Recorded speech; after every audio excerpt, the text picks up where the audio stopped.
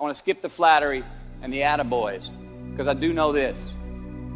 The sooner that we become less impressed with our life, with our accomplishments, with our career, with whatever that prospect is in front of us, the sooner we become less impressed and more involved with that and these things, the sooner we get a whole lot better at doing them. So, I'm going to talk to you about some things I've learned in my journey. Most from experience, some of them I heard in passing, many of them I'm still practicing, but all of them I do believe are true. Now, they may be truths to me, but don't think that that makes them mine, because you cannot own a truth. So please think of these as signposts, approaches, paradigms that give some science to satisfaction. They're yours to steal, they're yours to share, liken to your own lives, to personally apply in your own lives, in your own way, should you choose to. So, here we go. Number one, life's not easy. Life is not easy. It is not. Don't try to make it that way. Life's not fair. It never was. It isn't now, and it won't ever be. Do not fall into the trap, the entitlement trap, of feeling like you're a victim. You are not. Get over it. Get on with it. And yes, most things are more rewarding when you break a sweat to get them. Number two, I love this. Unbelievable is the stupidest word in the dictionary. Should never come out of our mouths. Think about it. To say, oh wow, what an unbelievable play. It was an unbelievable book, an unbelievable film, an unbelievable act of courage. Really? It may be spectacular, it may be phenomenal, most excellent or outstanding, but unbelievable? Give others and yourself more credit. It just happened. You witnessed it. You just did it. Believe it. What about the other side of unbelievable? You know, that side when we humans underperform or act out of our best character. For instance, man flies a suicide jet into the World Trade Center. Millions die from diseases every day that we have cures for. Bob the Builder swears that he's going to have your house built by Thanksgiving, and you can't move in until Christmas the next year. Our best friends lie to us, and we lie to ourselves all the time. Unbelievable? I don't think so. Again, it just happens, and it happens every day. Nothing that we Homo sapien earthlings do is unbelievable. And if there's one thing you can depend on people being, it's people. So we shouldn't be surprised. We, us, are the trickiest mammals walking the planet. I'm not worried about the monkeys. I'm worried about you and me. So acknowledge the acts of greatness as real, and do not be naive about mankind's capacity for evil, nor be in denial of our own shortcomings. Happiness is an emotional response to an outcome. If I win, I will be happy. If I don't, I won't. It's an if-then, cause and effect, quid pro quo standard that we cannot sustain because we immediately raise it every time we attain it.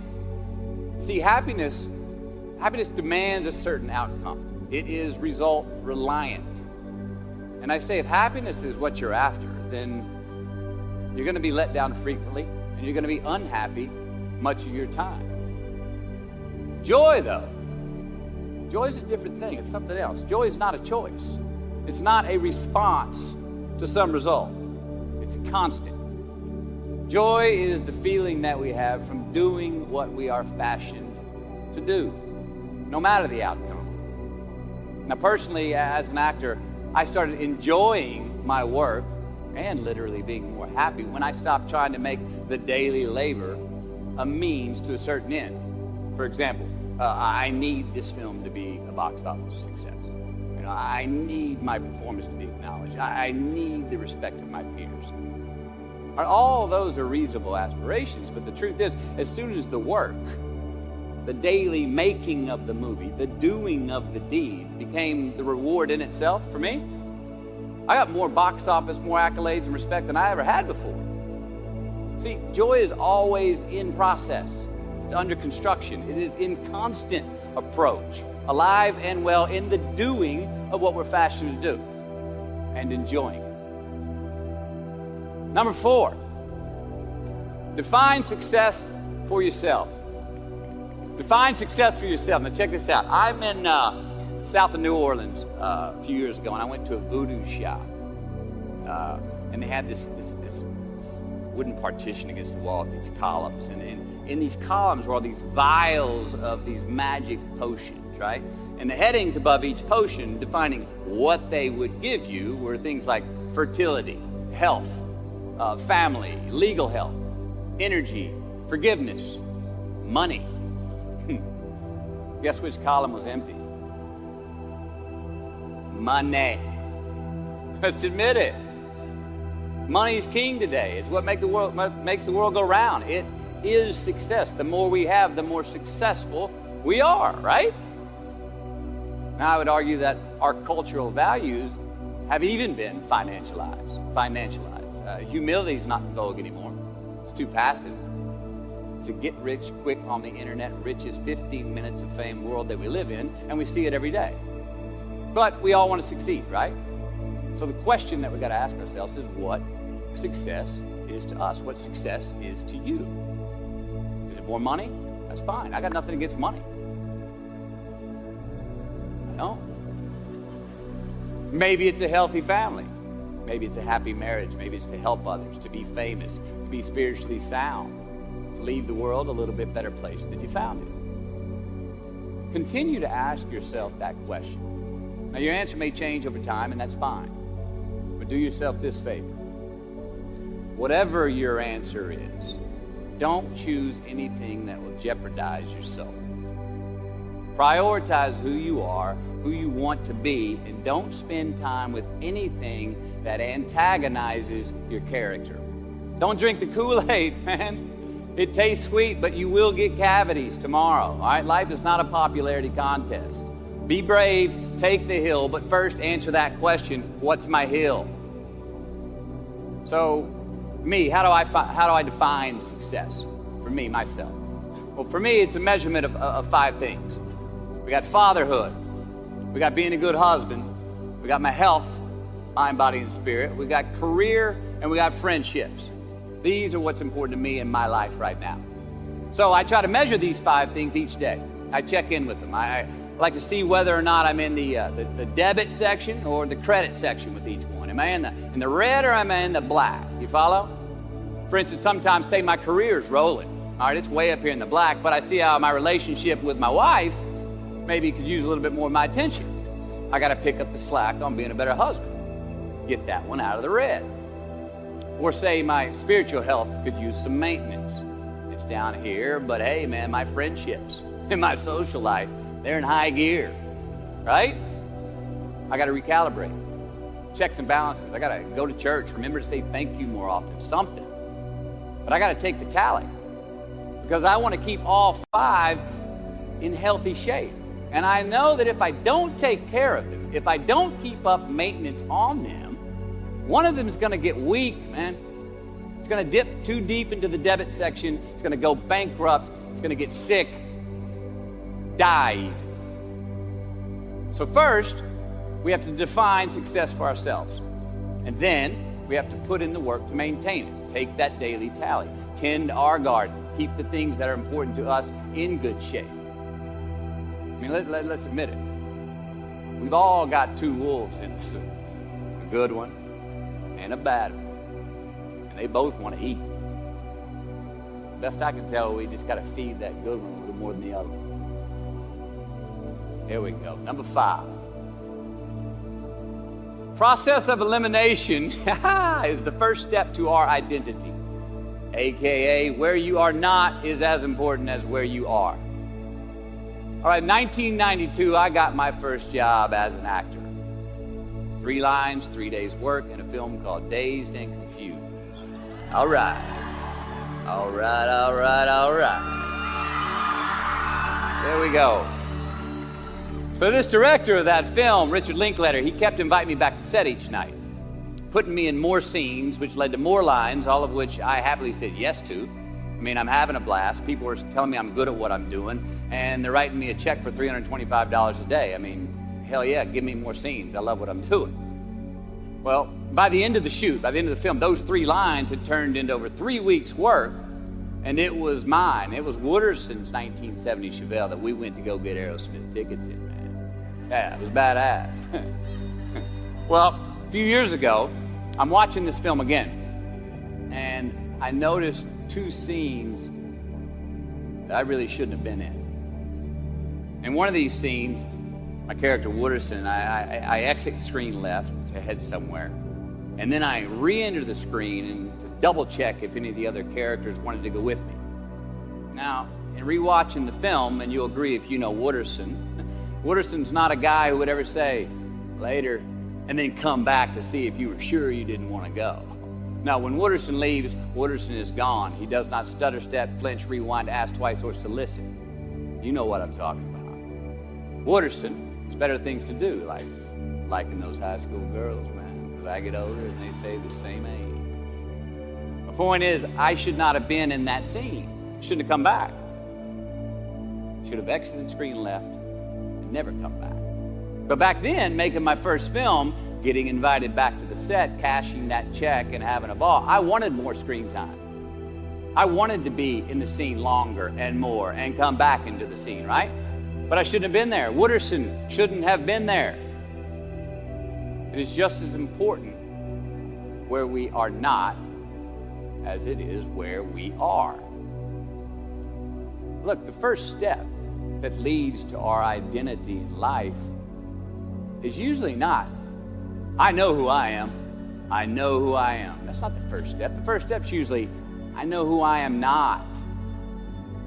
Process of elimination. Defining ourselves by what we are not is the first step that leads us to really knowing who we are. You know that group of friends that you hang out with that they really might not bring out the best in you? You know, they gossip too much, or they're kind of shady. They really aren't going to be there for you in a pinch. Or how about that bar that we keep going to that we always seem to have the worst hangover from? Or that computer screen, right? That computer screen that keeps giving us an excuse not to get out of the house and engage with the world and get some real human interaction. Or how about that food that we keep eating? Stuff that tastes so good going down, makes us feel like crap the next week. We feel lethargic and we keep putting on weight. Well, those people, those places, those things, stop giving them your time and energy. Just don't go there. I mean, put them down. And when you do this, when you do put them down, when you quit going there, when you quit giving them your time, you inadvertently find yourself spending more time and in more places that are healthy for you, that bring you more joy. Why? Because you just eliminated the who's, the where's, the what's, and the when's that were keeping you from your identity. Like, trust me, too many options, I promise you, too many options will make a tyrant of us all. All right, so get rid of the excess, the wasted time. Decrease your options. And if you do this, you will have accidentally, almost innocently, put in front of you what is important to you by process of elimination. Knowing who we are is hard. It's hard. Give yourself a break. Eliminate who you are not first, and you're going to find yourself where you need to be. Number 6, don't leave crumbs and the beauty of delayed gratification. So what are crumbs? Well, the crumbs I'm talking about are the choices that we make that make us have to look over our shoulder in the future.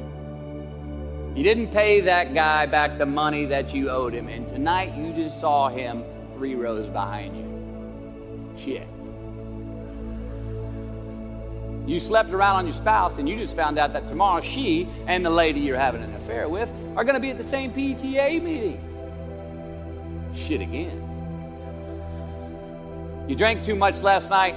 You're too hungover to drive your son to his 8 a.m. Saturday morning baseball practice. These are the crumbs. They come in the form of regret, guilt, and remorse. You leave crumbs today, they will cause you more stress tomorrow, and they disallow you from creating a customized future in which you do not have to look over your shoulder. So let's flip the script.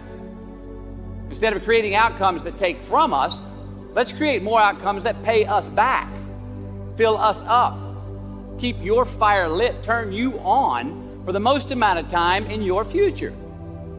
These are the choices I'm talking about. And this is the beauty of delayed gratification. All right, tee yourself up. Do yourself a favor. Make the choices, the purchases today that pay you back tomorrow. Residuals. In my business, we call it mailbox money. If I do my job well today, and that movie keeps rerunning on TV, 5 years from now, I'm getting checks in the mailbox. It's a heck of a deal. So whether it's prepping the coffee maker the night before, so all you got to do is press the button in the morning, or getting ready for the job interview early so you don't have to cram the night before, or choosing not to hook up with that married woman because you know you're going to feel horrible about it tomorrow, and her husband carries a gun, or paying your debts on time so that when you do see that guy 3 rows back tonight, you don't have to hunker down in your seat hoping that he don't see you. Get some ROI. You know what that is? Return on investment. Your investment. You. Customize your future. Don't leave crumbs. Number 7. Dissect your successes and the reciprocity of gratitude. We so often focus on failure, don't we? We study failure. We obsess with failure. We dissect failure and our failures. We dissect them so much we end up intoxicated with them to the point of disillusion. I mean, when do we write in our diary? Usually when we're depressed. What do we gossip about? Other people's flaws and limitations. And we can dissect ourselves into self-loathing if we're not careful. I find that most of the times our obsession with what is wrong just ends up breeding more wrong, more failure. The easiest way to dissect success is through gratitude. Giving thanks for that which we do have, for what is working. Appreciating the simple things we sometimes take for granted. We give thanks for these things, and that gratitude reciprocates, creating more to be thankful for. It's really simple, and it works. Now, I'm not saying be in denial of your failures. No, we can learn from them too, but only if we look at them constructively, as a means to reveal what we are good at, what we can get better at, what we do succeed at. Now, personally, I've read a whole lot of my bad reviews. I've had quite a few. Written by the more talented critics, they are the ones who give constructive bad reviews. They reveal to me what did translate in my work, what came across, what was seen, or what wasn't. Now, I don't obsess on the unfavorable aspect of their review, but I do seek what I can learn from it. Because their displeasure actually uncovers and makes more apparent what I do well, what I am successful at, and then I dissect that. Our life's a verb. We try our best, we don't always do our best.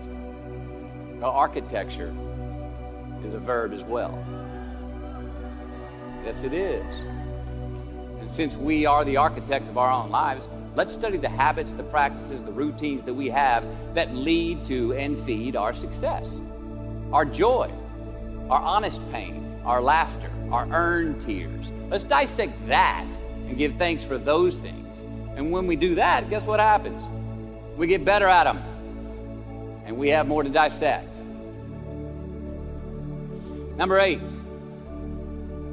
make voluntary obligations. All right, mom and dad, since we were young, they teach us things as children. Teachers, mentors, the government, and on laws, they all give us guidelines for which to navigate this life.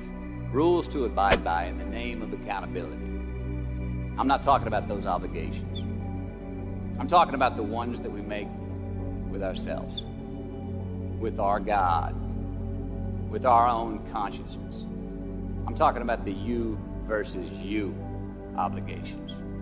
We have to have them. Now, again, these are not societal laws, expectations that we acknowledge and endow for anyone other than ourselves. These are faith-based obligations that we make on our own. These are not the lowered insurance rates for a good driving record.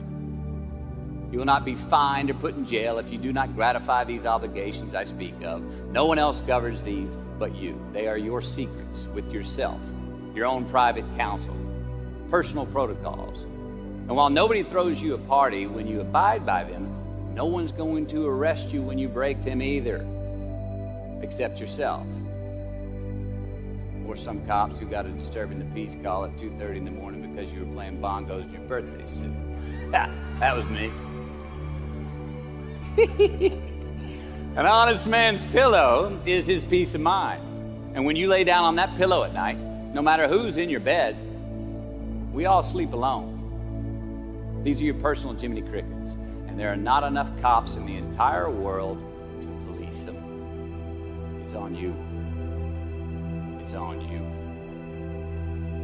Number 9, from can to want. All right, check this out. In 1995, I got my first big paycheck as an actor. I think it was 150 grand. The film was almost Boys on the Side, and we were shooting in Tucson, Arizona. And I had this sweet little adobe guest house on the edge of the Saguaro National Park. The house came with a maid, my first maid. It was awesome. So I got a friend over one Friday night. We're having a good time, and I'm telling her about how happy I am with my setup. The house, the maid, especially the maid. And I'm telling her, look, this lady, she cleans the place up after I go to work. She washes my clothes, the dishes, puts fresh water by my bed, leaves me cooked meals sometimes. She even presses my jeans. And my friend, she smiles at me, happy that I'm excited over this. She says, well, that's great, Matthew, if you like your jeans pressed. And I kind of looked up at her, my jaw caught hanging open. I stuttered a moment, had that dumbass look that you get when you just been told the truth and you didn't think about it, and it hit me. I hate that line going down the front of my jeans. I hate that line. And it was then, for the first time, that I noticed it. I'd never thought about not liking that starch line down the front of my jeans because I'd never had a maid to iron my jeans before. And since she did, now for the first time in my life, I just liked it because I could get it. I never thought about if I really wanted it. Well, I didn't want it there, that line. And that night I learned something. Just because you can, nah, come on. It's not a good enough reason to do something. Even when it means having more. Be discerning. Choose it because you want it. Do it because you want to. Never had my jeans pressed again. I hate that line. Number 10. A roof is a man-made thing. This may cut a little close to the bone since the geography, but I think we all were there and we will all remember where we were. But in January the 3rd, 1993, it was the NFL playoffs, and your Houston Oilers were playing the Buffalo Bills. The Oilers were up 28-3 at halftime, 35-3 early in the third. Frank Reich and the Bills come back to win 41-38 in overtime for one of the greatest comebacks in NFL history. Yeah, the Bills won, but they didn't really beat the Oilers. The Oilers lost that game. They beat themselves. Y'all remember that? Why? Why'd they beat themselves? Or how? Was it because at halftime they put a ceiling, a roof, a limit on their belief in themselves, aka the prevent defense? Or maybe they started thinking about the next opponent in the playoffs at halftime. I mean, they were up. And they came out and played on their heels, lost the mental edge the entire second half, and voila, they lost. In a mere 2 quarters, defensive coordinator Jim Eddy went from being called the defensive coordinator of the year and the man first in line to be a head coach next year to a man without a job in the NFL. You ever choked? Nobody has ever choked? I have. You know what I'm talking about, fumbling at the goal line, stuck your foot in your mouth once you got to the microphone, had a brain freeze on the exam that you were totally prepared for, forgot the punchline to a joke in front of 4,000 graduating students at the University of Houston commencement. Or maybe you've had that feeling of, oh my God, life just cannot get any better than this moment. And ask yourself, do I deserve this? Now, what happens when we get that feeling? Tense up. We have this sort of outer body experience where we are literally seeing ourselves in the third person. And we realize that the moment just got bigger than us. You ever felt that way? I have. And it's because we have created a fictitious ceiling, a roof, to our expectations of ourselves. A limit where we think it's all too good to be true. But it's not. And it's not our right to say or believe it is. We shouldn't create these restrictions on ourselves. A blue ribbon, a statue, a score, a great idea, the love of our life, a euphoric bliss. Who are we to think that we don't deserve or haven't earned these gifts when we get them? It's not our right. But if we stay in process, all right, within ourselves, in the joy of the doing, we will never choke at the finish line. Why? Because we aren't thinking of the finish line. Because we're not looking at the clock. We're not watching ourselves on the Jumbotron performing the very act that we're in the middle of. No, we're in process. The approach is the destination, and we are never finished. Bo Jackson, what did he do? He used to run over the goal line, through the end zone, and up the tunnel. The greatest snipers and marksmen in the world, they don't aim at the target. They aim on the other side of the target. We do our best when our destinations are beyond the measurement, when our reach continually exceeds our grasp, and when we have immortal finish lines.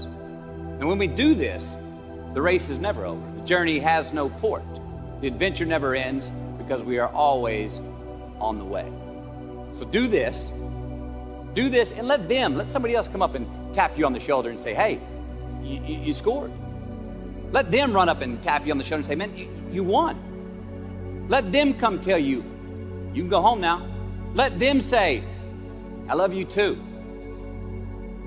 Let them say, thank you. Take the lid off the man-made roofs that we put above ourselves and always play like an underdog. Here we go. Number 11, turn the page.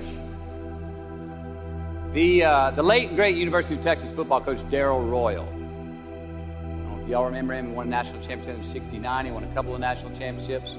Hello, Darrell Royal. He was a friend of mine and a good friend to many people. Now, a lot of people looked up to this man. One of the people who looked up to him was a musician named Larry. Now, at this time in his life, Larry was in the prime of his country music career. He had #1 hits, and his life was rolling. He had picked up a bad habit of snorting the white stuff somewhere along the line. And at one particular party, after a bathroom break, Larry went confidently up to his mentor, Darrell, and he started telling him a story.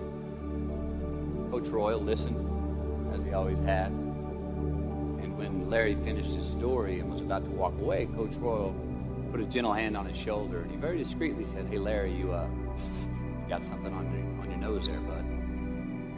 Larry immediately hurried to the bathroom mirror where he saw some of the white powder that he hadn't cleaned off his nose. He was ashamed. He was embarrassed. As much because he felt so disrespectful to Coach Royal, and as much because he'd obviously gotten too comfortable with the drug to even hide it as well as he should. Well, the next day, Larry went to Coach's house. He rang the doorbell. Coach answered, and he said, Coach, I need to talk to you.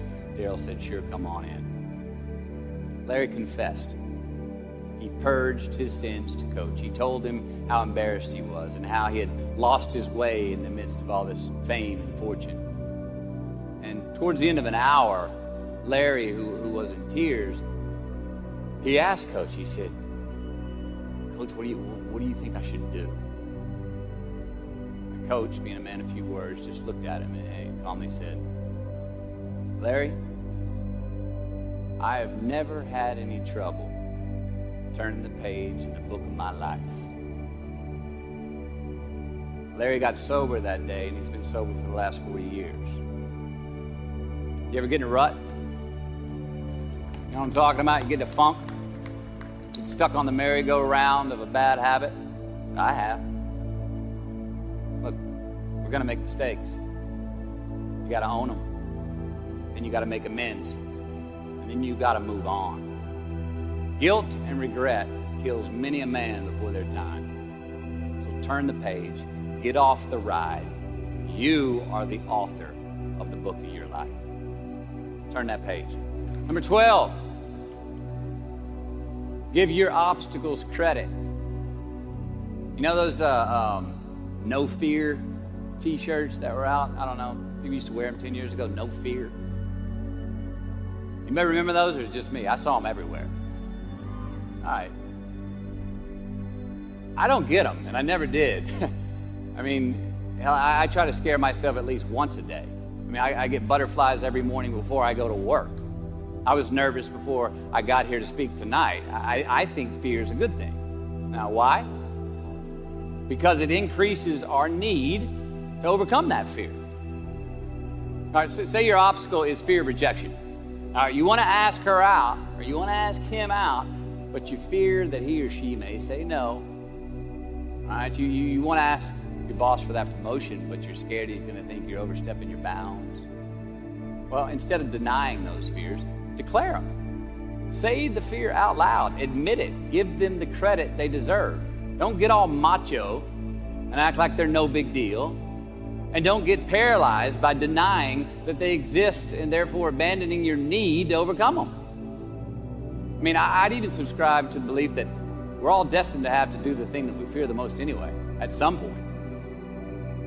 So give your obstacles credit, and you will, 1, find the courage to overcome them, or you will, 2, see more clearly that they're not really worth prevailing over. So be brave, have courage, and when you do, you get stronger, you get more aware, you get more respectful of yourself and that which you fear. Number 13. So how do we know when we cross the truth? 13. Someone was asking, why did I pick 13? That's an unlucky number. Well, I don't know when 13 got the bad rap and became the mongrel of numerology. It's never done me wrong, 13. In fact, 13 has been a pretty lucky number for me, and I want to tell you how.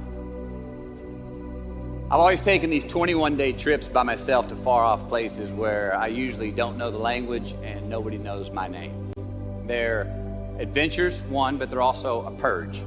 All right, they're a cleanse for me. They're like a 21-day fast from attention, from all the things I have in my well-appointed life.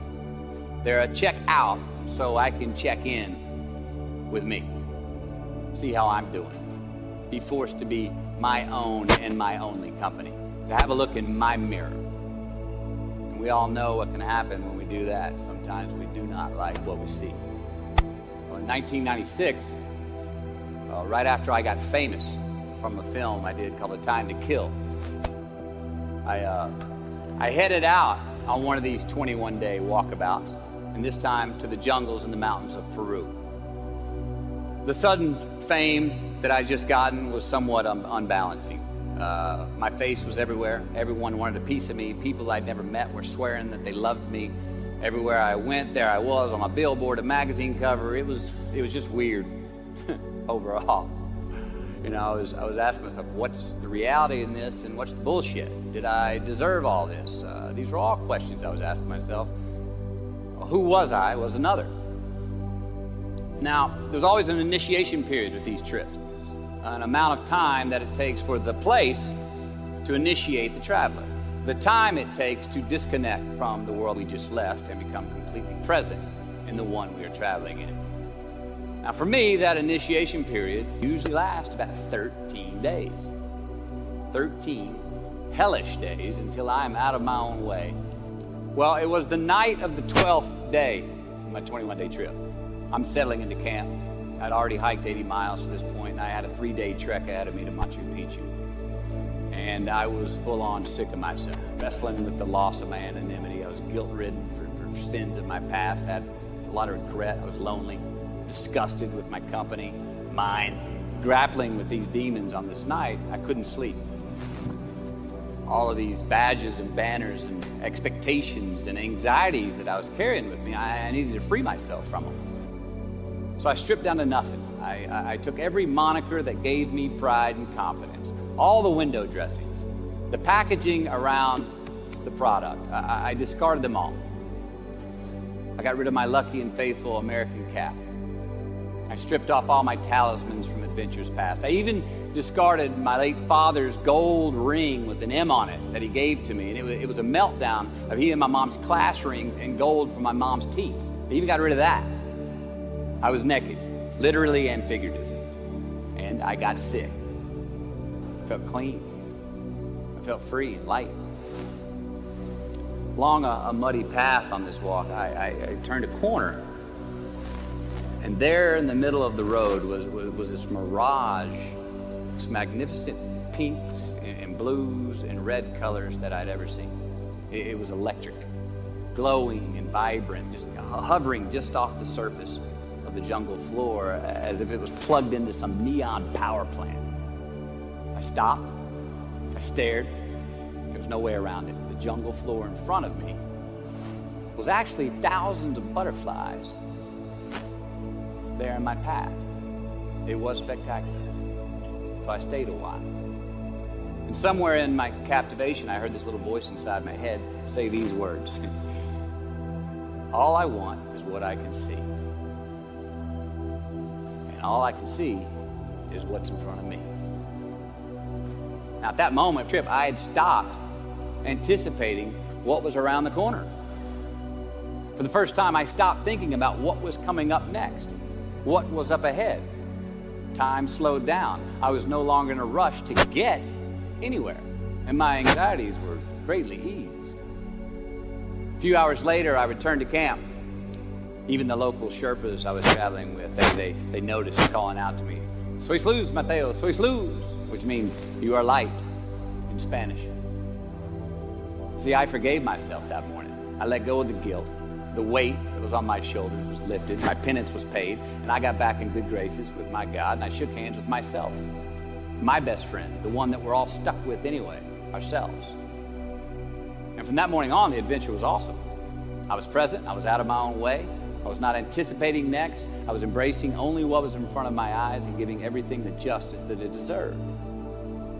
You see, I crossed the truth that morning. Now, did I find it? I don't know. I think it found me. Why? Because I put myself in a place to be found. I put myself in a place to receive the truth. So how do we know when we cross the truth? Well, I think the truth's all around us all the time. I mean, I think the answer, is always right there. I think it's all around us. We just don't always see it. We don't always grasp it, hear it, access it. Usually because we're not in the right place to do so. So what do? First, I believe we've got to put ourselves in the place to receive the truth. Listen a minute, we live in an extremely noisy world with all kinds of frequencies coming at us.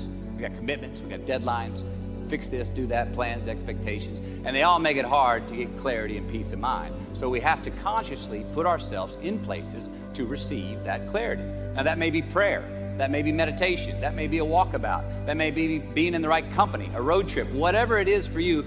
Schedule that time. Schedule it.